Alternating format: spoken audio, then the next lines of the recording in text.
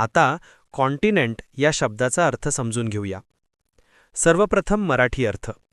खंड. कॉन्टिनेंट हा शब्द नाऊन म्हणून वापरला जातो. मराठीत समजून घ्या. कॉन्टिनेंट म्हणजे पृथ्वीवरील खूप मोठा भूभाग. पृथ्वीवर 7 खंड आहेत: आशिया, आफ्रिका, युरोप, उत्तर अमेरिका, दक्षिण अमेरिका, ऑस्ट्रेलिया आणि Antarctica. English meaning: one of the large landmasses on the earth. Easy one line definition: a very large land area on earth. आता सिनॉनिम्स पाहूया. Landmass, large land area. हे शब्द मोठा भूभाग दर्शवतात. आता अँटोनिम्स पाहूया. Ocean, sea. हे शब्द पाण्याचे मोठे भाग दर्शवतात. आता उदाहरणे पाहूया. पहिले वाक्य. Asia is the largest continent in the world. आशिया हा जगातील सर्वात मोठा खंड आहे.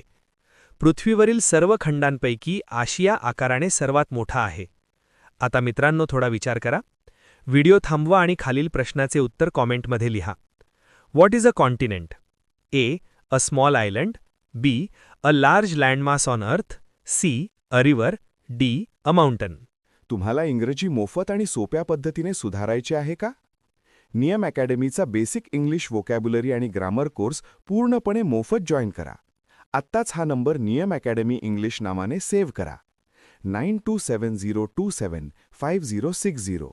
नंतर व्हॉट्सॲपवर हॅलो सर असा मेसेज पाठवा. दररोज व्हिडिओ प्लस MCQ सराव मिळवा.